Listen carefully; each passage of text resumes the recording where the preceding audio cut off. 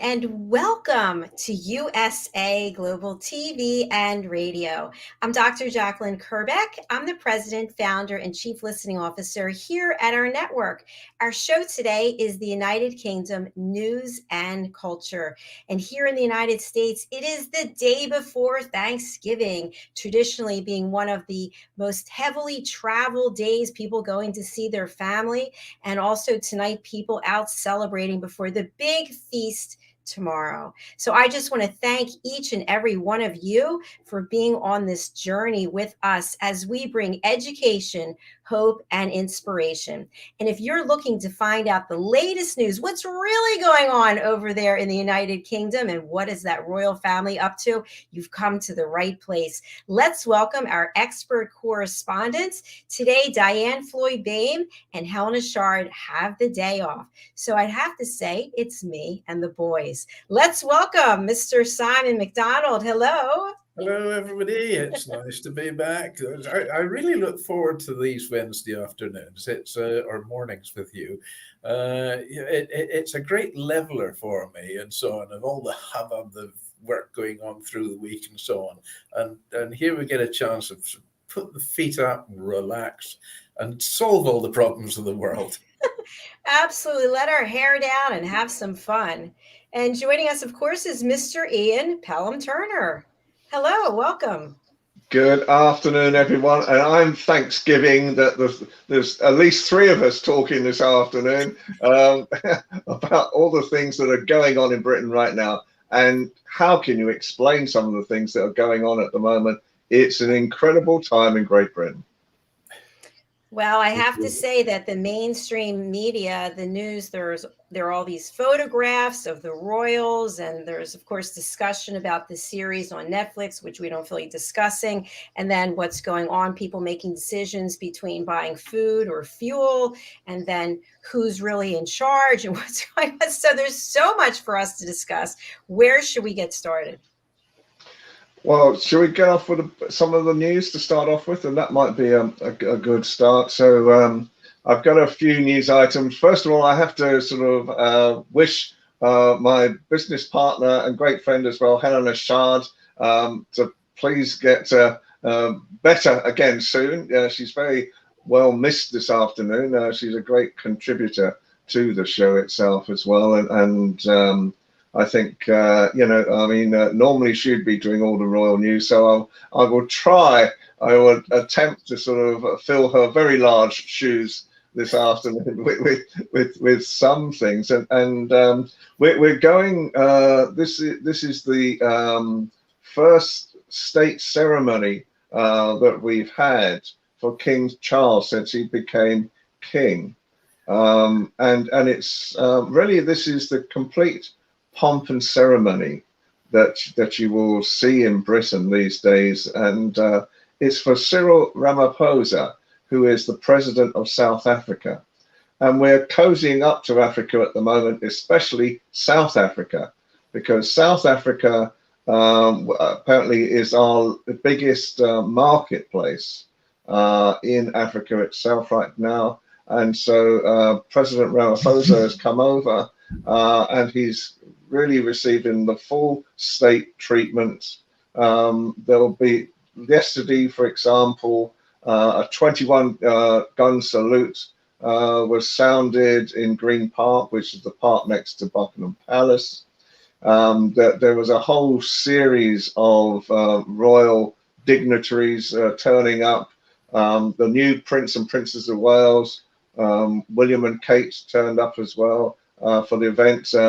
Rishi Sunak, our Prime Minister, turned up, and it was a huge affair where 2,000 military turned up as well to actually create a guard of honor for Ramaphosa at the same time.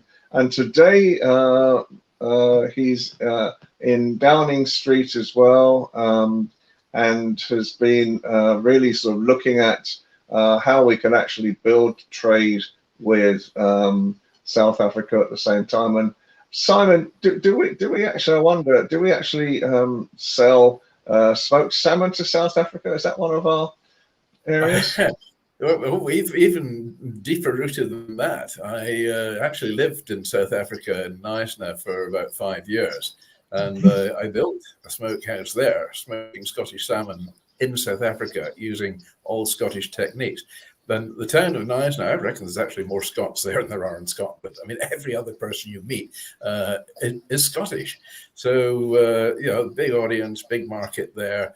My time in South Africa was involved in training their health inspectors in HACCP, which is hazard control, critical control points, which is a vital document in food production if you want to supply into European countries. And of course, at that time, we were part of the EU. So it's a food standards certification. And the local health inspectors in South Africa didn't actually know what to do about this, how to implement it, and how to monitor it. So I had 5 years down there with my smokehouse and also training their health inspectors. It's an amazing country. I remember my first experience of arriving there, and I got off the plane, the 5-hour drive from Cape Town through to Knysna. And I likened it to being Scotland on a vast scale. They're all the mountains and the lochs and the rivers and so on, just as we have here. The weather is somewhat better. They've got strange-looking animals that we certainly don't have here as well. You know, our deer are pretty wild, but not a patch on a charging lion or a hippo, which is the most dangerous animal there. And when I arrived in Knysna, I remember speaking to somebody there, and they say, "Oh, in Scotland, you're so proud about the heather that you've got growing there." And I said, "Oh, yes, it's wonderful, covered in it." And it said, "Yes, in Scotland, you've got 45 different varieties of heather growing wild." And I said, "Oh, as many as that? Wow." And they said, "Yeah, but we've got 98 growing here in Knysna." So I thought, right, okay, that put everything into perspective. So yeah, and it's interesting to see Cyril Ramaphosa coming here and really getting the royal treatment. Politics in South Africa have been very, very difficult, very dodgy for the last few years. His predecessor, Jacob Zuma, is actually languishing in jail at the moment, having squirreled away millions and millions of pounds, and it's just disappeared off the face of the earth. So politically, it's still, I would almost say, in its infancy. I don't want to be demeaning to South Africans, because I think they're marvelous people, very resourceful, incredibly robust, and they've got a great sense of humor. Their culinary skills are still going to come up to par. There is one Michelin star chef in South Africa, and a great friend of mine there has actually trained this guy. But extraordinary country. So that's it. I'm actually going there myself. I don't expect to get 21 gun salutes when I come off the plane. I don't expect to be put in the carriage and paraded around Cape Town, but it's granddaughter's wedding, so I've got to go for that. And then I've got some meetings on fisheries as well through the rest of the time, and in Knysna too. So looking forward to it. I mean, I can just imagine you just stepping off the plane and looking around first of all, and sort of saying, "Don't they know who I am?" You already see me. They do. Where's my carriage? It's a country I've never been to. I've been to different parts of the world, but Africa I've never been to. But I think in all honesty, trying to at the moment, I understand. As you know, I do a political show each week, and on the political show at the moment, people ask me, well, we're out of the European Union now, and there's rumours that we may be sort of trying to get our way back in through a back door, and it's what's known as the Swiss agreement that Switzerland have got with the EU. We're thinking that there's been rumours about this, and so the rumours apparently have been put out by our Chancellor. I didn't know this before. These have been put out by our Chancellor, Jeremy Hunt, that have been squashed down flat by Rishi Sunak, who say, no, this is never going to happen.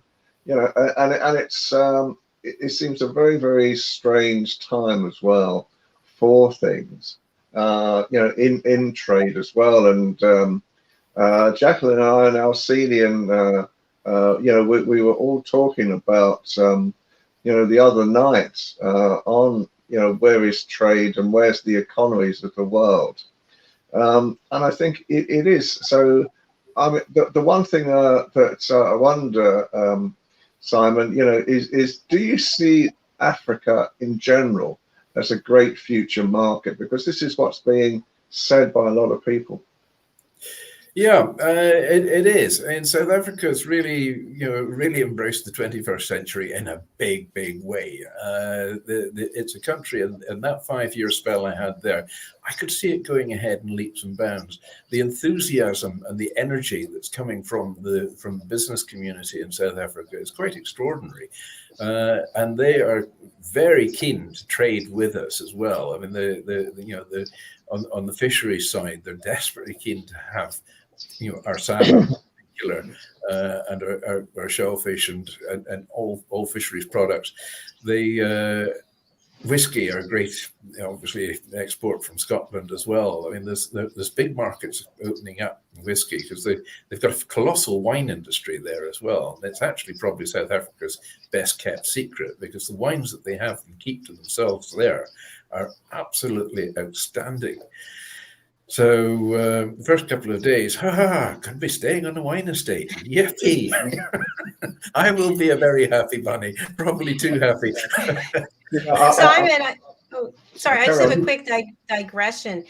What does it take to build a smokehouse? Is that a large involved project? It depends on the scale we want to go to. I mean, I do consultancy work on building smokehouses. I've had projects all around the world, and you know, what does it take? Money, quite a lot of it as well. The equipment is, you know, is quite expensive, because obviously food grade, it's going to be food grade, medical grade. It's much the same. So there's a lot of very shiny stainless steel. All the walls in the building have to be lined. You have to have, you know, it's got to be totally impervious for water and for insects getting in, or, you know, to avoid any risk of cross-contamination. Your refrigeration has to be absolutely ace, with separate refrigeration for raw product to finished product. So there's all sorts of factors go in. Packaging equipment as well. I mean, packaging machines, vacuum packers, even the basic ones are actually quite expensive. Last project I did was just not so long ago in the south of France. Somebody has to be there, you know. And I got a client down there who's built, it's actually quite a compact smokehouse, but it's got a big punch. He's got some fantastic products going out now, and he's got a very good market there. In South Africa, you know, I built it to European standards, basically, with all the linings and all the, you know, the HACCP in place and so on as well, which became a bit of a training ground for the health inspectors, so they could understand what is required in all food premises. But in smoking, it's you know, it's quite specialised in many ways, because you know, you've got to have some major separation zones to, you know, to stop any risk of contamination during the process. So it is quite a costly exercise. I think if you're going to build a smokehouse today, somewhere in the region at least $100,000 just to get it going. It can be done on the cheap, but at the end of the day, that cheapness becomes quite expensive, because you've got to invest more and more as you go along. Thank you for that. You know, that was the number I had in mind, was 100,000. I don't know why. That just popped into my mind. It's cross-Atlantic telepathy. And I feel, you know, I feel like I am in South Africa this afternoon. As I'm leaving this flat, parakeets have decided to nest in the roof. And there is this one parakeet at the moment who hangs upside down from the guttering and looks at me through the window.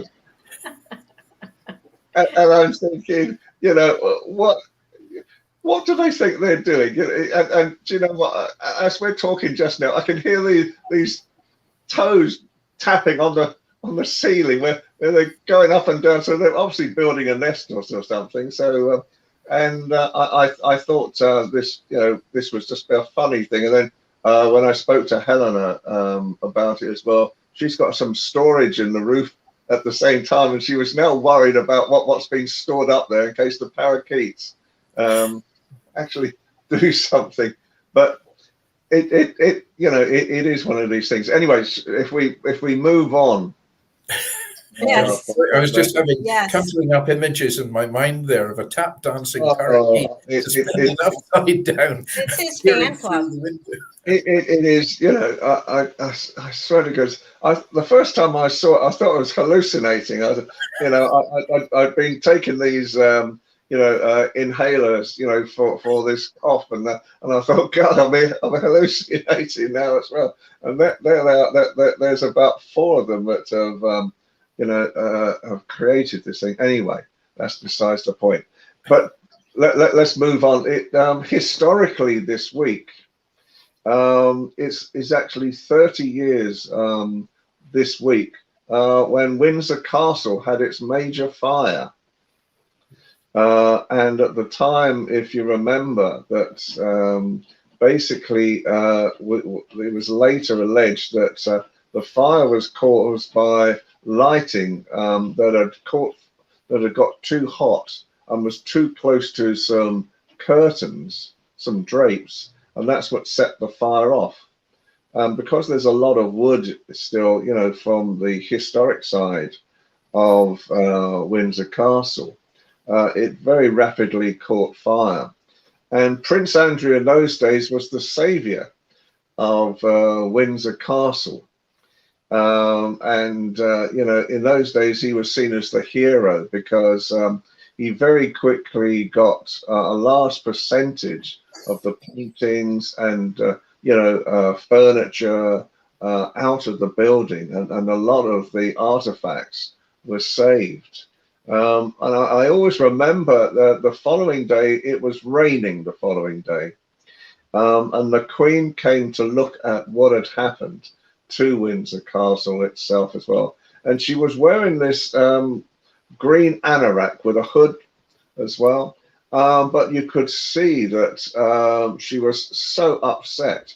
It was written across her face at the time that, you know, what she saw, because really Windsor Castle was her home in a lot of ways.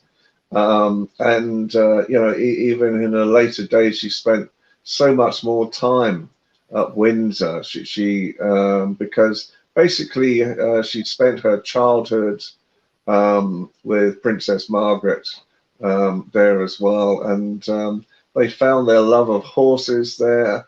During the Second World War, they were taken there because Buckingham Palace was bombed at that time, and it was hit 3 times, 3 sessions during World War II as well. So they felt far more safe in the grounds of Windsor Castle, and it was there where she had one of her first meetings after meeting Prince Philip, and he would come and watch the pantomime. They had a theatre actually built in Windsor Castle as well, and they used to do a pantomime every year, the royal family, and Philip would come, and he was seen as a guest, but in reality this was a way of meeting his future wife, Princess Elizabeth, at that time, without too much recognition going on. So do you know what a pantomime is, Jacalyn?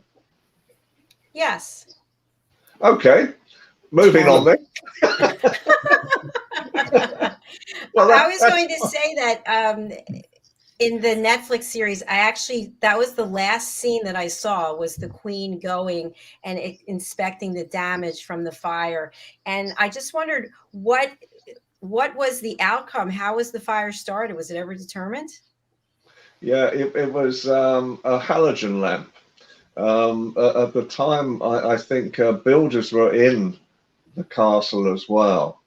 And halogen lamps, as I know, I used to use halogen lamps until I realized how unsafe they were, because halogen lamps were actually very good. It produces a very nice sheen when you're doing videoing. And it sort of makes your skin look so much more supple and so forth. But I didn't realize, I know, but you don't need it. You don't need it. Me, I need it. It's fine. Me need light. You don't. So, I need puffy. you know, and so we started using these lamps, and they were really powerful as well. But they produce this very fresh looking, features on your face. Very nice complexion. But I soon realised how hot they would get. And apparently this halogen lamp was too close to one of the drapes, and that's what caught fire in the first place, and that's how it started. And I think in the end, if I remember rightly, Simon might know better than me, I think it cost something like about 80 million to actually rebuild that part of Windsor Castle at that time as well. So there was a lot of restoration going on, but you know, I mean, yeah, at the moment, as we've been hearing recently, you know, Andrew and Harry are sort of slightly in disgrace. Well, not with myself, but with members of the royal family at the moment. I mean, Andrew, I think there's, you know, the strangest thing is happening at the moment where, as a royal watcher, you know, I'm obviously constantly being bombarded with royal items as well that I have to deal with, and there's been a lot of acrimony, you know, as well at the moment over Meghan especially, and even rumours that they're getting divorced and all this stuff. You know, and I wonder why. You know, you know, for me, I think the American attitude has been a lot better for Harry and Meghan, or at least I hope it has, because at least in America they've embraced the situation, and I think, you know, at the moment, as I keep on saying all the time, I wish they could find ways of coming back together again. I think we need a very strong royal family, you know, for the future, and I think Harry and Meghan, whether the royal family like it or not, are far more famous and you know, have brand appeal across the rest of the world than I think William and Kate do. Simon, would you like to comment?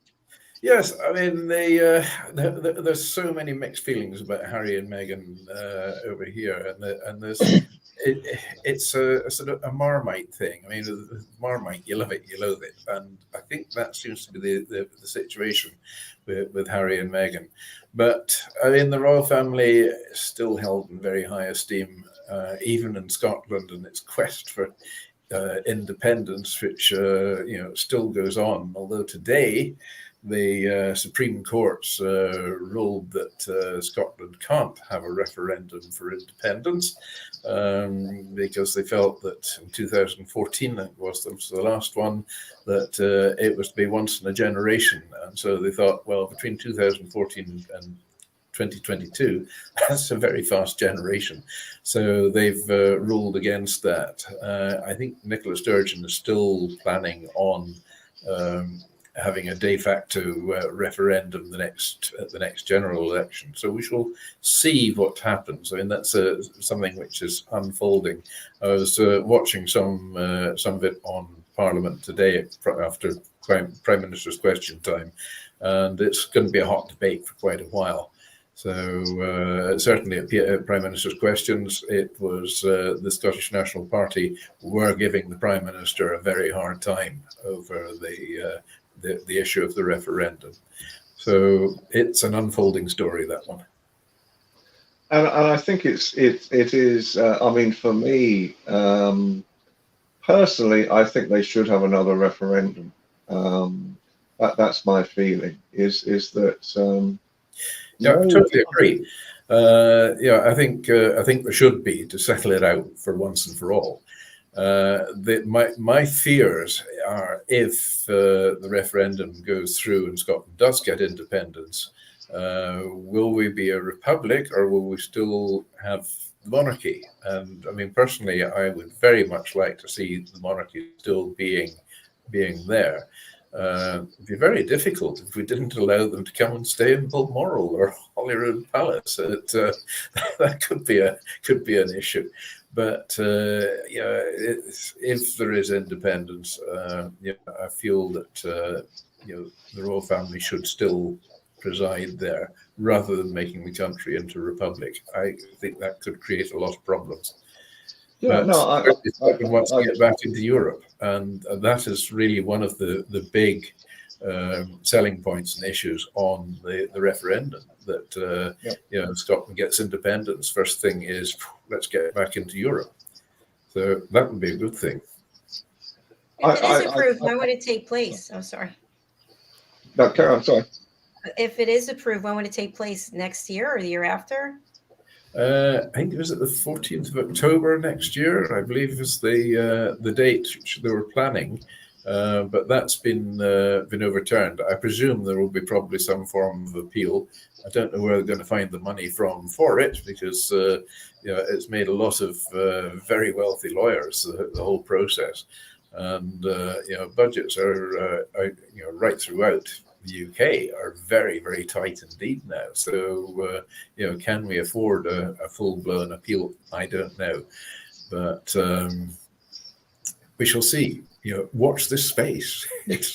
Tune in this next week and every week. That's right. Yes, this is all the more reason why everybody out there, come on, keep watching USA Global TV and this particular show as well, to get the whole story as it unfolds and so on. Episode 2 coming up and so on. We'll have more episodes in The Crown. We're up to episode 45 right now. Oh, there we are. That's about my age. Important.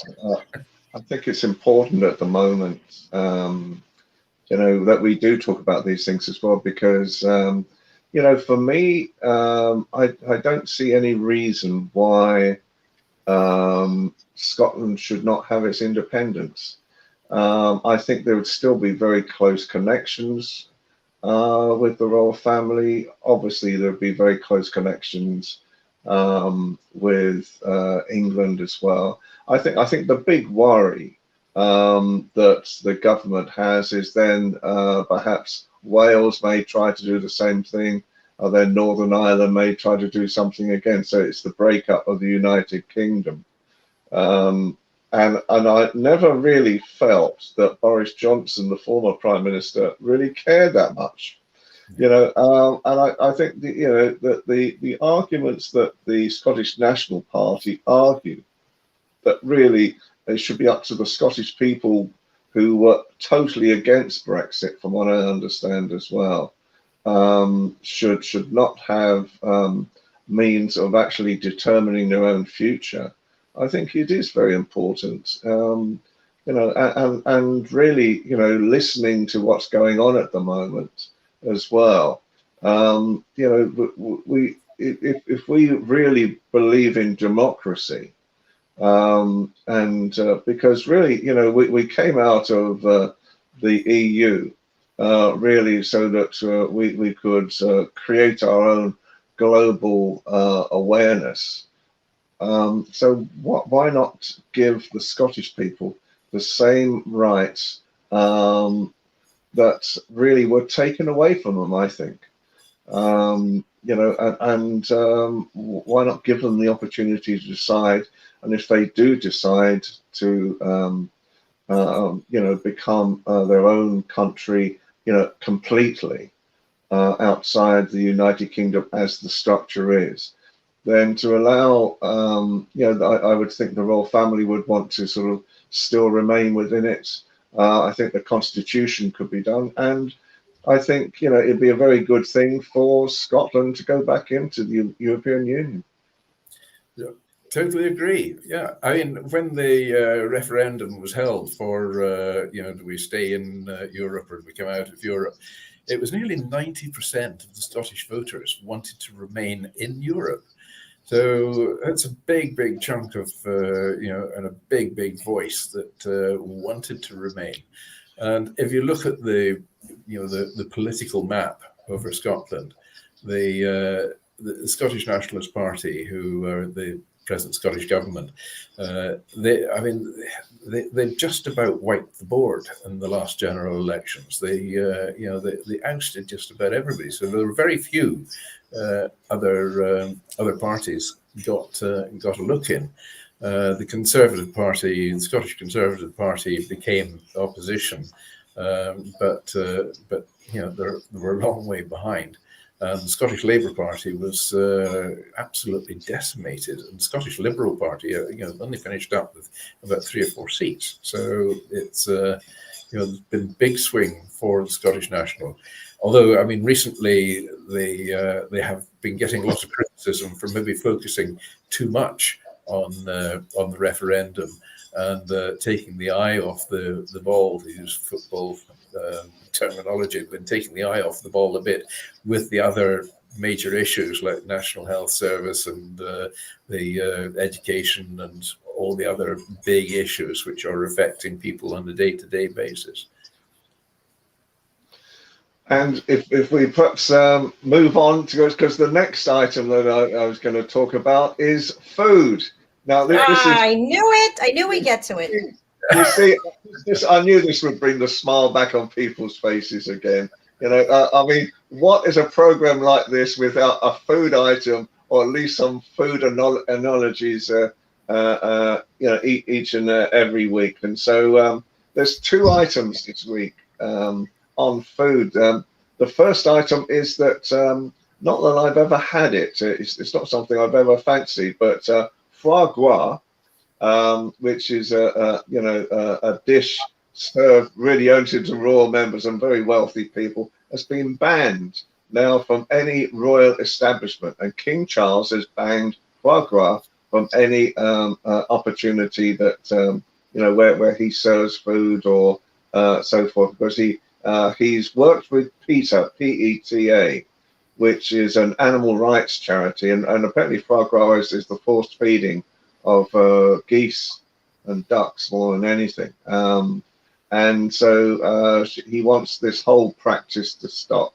So those of us who have ever had foie gras, and I'm not one of them, I don't even know what foie gras looks like, I have to be honest, and I would imagine our Scottish chef will know this probably more than me, what it looks like. So that was one story, but the other story, which is much closer to my heart, cake. Cake has come into the royal news this week again, and the part of the cake that was the wedding cake for William and Kate, that's rather hard to say on a Wednesday afternoon, is being auctioned off for charity, and they're expecting to get hundreds of pounds for it. Well, I've put my offer in. What did you offer, Mr. Pelter? I'm very poor at the moment. All the British are very poor right now, and I'm but I thought I might put it, it's what we know as a cheeky offer. I don't think I only get the royal cake somehow. But let's ask our celebrity chef about the foie gras. What can you tell us about it? Foie gras, I mean, it is actually delicious, very, very rich. It's basically goose liver, and it's a strange sort of color, but the flavor of it is incredibly rich. It is very, very expensive. In France, well, foie gras it's a French term, and France is the world's leading producer of it. So needless to say, in France, it is expensive, but not as expensive as it is over here. So thoroughly recommend to give it a try. It is possible to produce foie gras without actually having to force feed a goose or a duck. So it is quite exceptional. Cakes. What would you compare the taste of it to? It's like nothing else. You could it's very difficult to describe it. It's savory, but there's a sweetness to it as well. It's and almost a slightly sort of hint of marzipan to the background of it. You know, it's got that sort of rich sweetness to it. Very difficult taste to describe, but you know, just under the grill very quickly on hot buttered toast. Absolutely sensational. Okay, I've never had it either. But cake, I've definitely had. So let's Oh talk yes, about that. we love cake. This is the time of year for cake. And then Christmas cakes, of course, will be coming to the fore. I remember when living up in the further up in the West Highlands than I am just now. Neighbour had their old Jeannie. She ran the local post office, and Jeannie was sort of everybody's surrogate grandmother. And if you went to her house, she was very, very old-fashioned in her mind and so on, and very prim and proper in every respect. And her cottage that she lived in, it was an old croft house with a thatched roof and stone flag floor, and there was no running water in it. There was no electricity. She didn't want any of that, and you've never met a happier person. She did all her cooking over an open coal-fired range or wood-fired range in her kitchen. It was just an absolute time warp of a house. And if you went in and had done any repairs for sorting out some thatch had fallen out the roof, and put it back in or bang a few nails in where they're required, then you get invited in, and you could have the choice of whiskey or sherry, and the bottle would come out very ceremoniously and put on the table, and the glasses were brought out. It was the same glass for either the whiskey or the sherry. It didn't matter, the only glass she had. And she would pour the measure out, put the cork back on the bottle again, and reach for a pen and put another mark on the bottle to show that is exactly what's been taken, and she wouldn't take any for herself. And out would come the Christmas cake. Of real questionable vintage. I mean, we really don't know to this day the age of the Christmas cake that she had, but you know, it certainly lasted a good few years. And in the making of a Christmas cake, there's so much alcohol goes into it that it's really, really well preserved and will last, like wedding cake, will last for years and years and years. So that was old Jeannie. She was amazing with her Christmas cake all year round. My guilty pleasure, I'm not having cake because I gave up sugar, but I told you I'm on prednisone and it makes you so hungry. And now I'm eating rice pudding. Do you have anything to say about that? Oh, I have pudding in I've started eating more porridge. I don't know whether it's the winter coming up or whatever it is, but you know, I think with all these things, it's comfort eating, isn't it?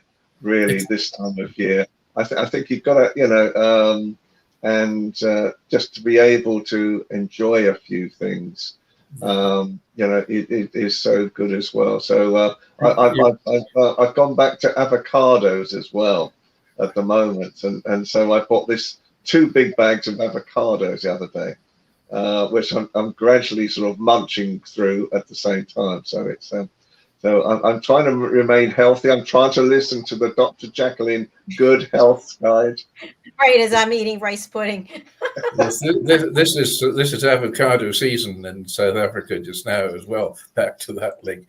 I remember, you know, one of my staff had an avocado tree in their garden, and bringing me in 2 avocados one day, and each avocado weighed just over 2 pounds. I mean, these things were massive. They were like rugby balls, and they were so beautiful. I mean, the texture and the flavor of everything was absolutely spot on.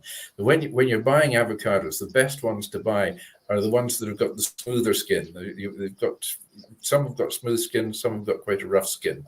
But the ones with the smoother skin, they're the ones to go for, and they are so nice.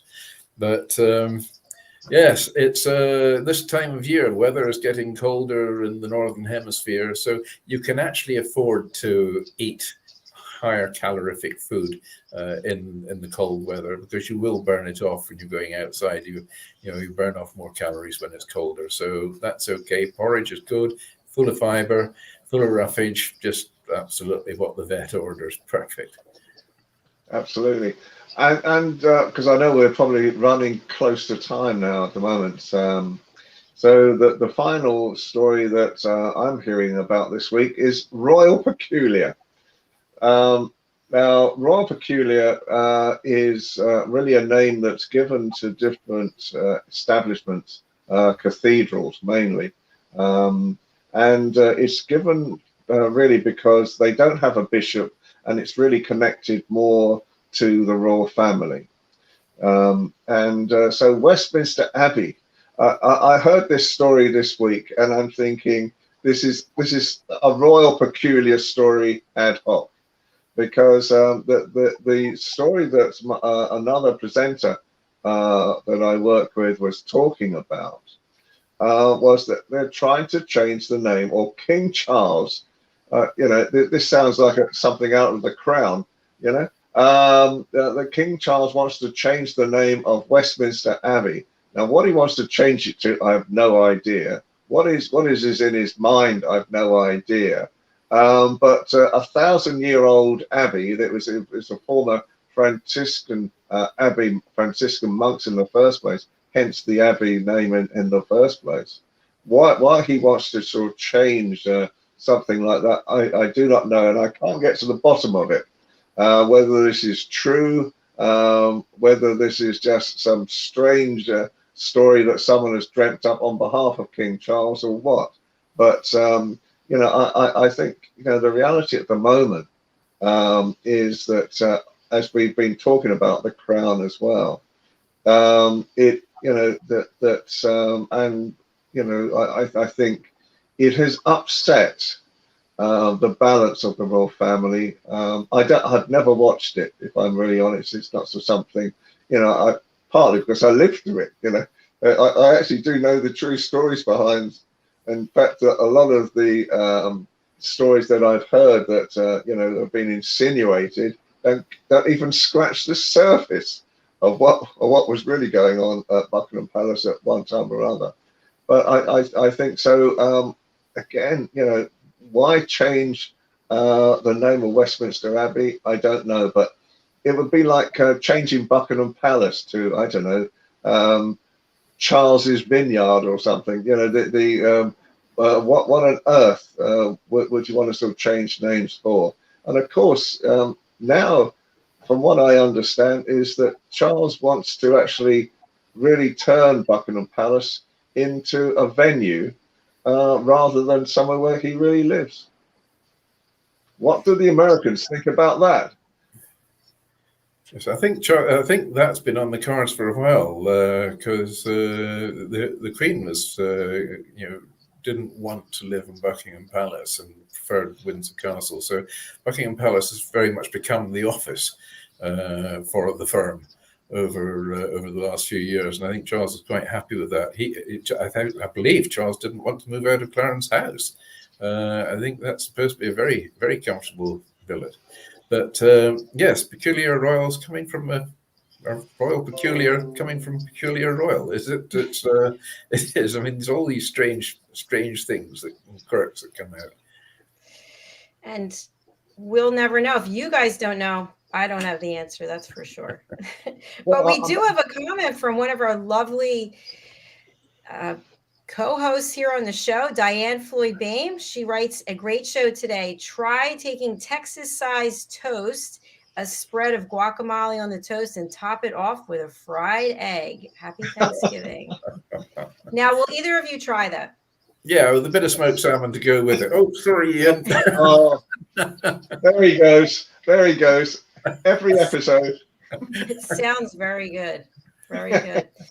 Well, we have to wrap up because Global Adventures is coming up right after this, and we're going to be going on a hot balloon safari ride. I'm excited about that. So I'm going to spotlight each of you to share your message with the world as we close out. As I mentioned, tomorrow, Thanksgiving here in the United States. What are you each thankful for today? Starting with Simon. I am very thankful that I've got a good heating system in the house, having temperatures just now around about 28 Fahrenheit, which is what, about -2, or is it maybe even less than 28, but -2 centigrade. So the thought of a hot air balloon, it would have to be very hot for me if I was going to go up in these kind of temperatures. But there we are, and I am so looking forward to next week. Thank you very much, sir. And how about you, Mr. Ian Pelham Turner, and your fan club of birds? My fan club of birds. Well, I think Friday night is going to be very interesting for you as well as for me, because Friday night England play the United States at soccer as part of the World Cup. So it's going to be very, very interesting to sort of see what's going to happen there as well. I hope both sides come out extremely well afterwards at the same time. And really what I think at the moment is let's stay happy. Let's find ways of being positive at a time like this. It is cold in Britain. Britain at the moment, I think, is going to go through some very changing times, and we need all the help and support we can get from America as well. So, yo, Americans. Happy Thanksgiving. Thank you very much. And again, sending out our love and our thanks to DIANN, and also to Helena, and each and every one of you who is watching on the live or listening on the live or the replay. We are most grateful to have you join us on this journey. So we'll be closing out right now. Happy Thanksgiving to all those who celebrate tomorrow. And I have Thanksgiving in my heart for Simon and for Ian. Thank you again for being here today. Thank you. And I wish Helena all the best as well.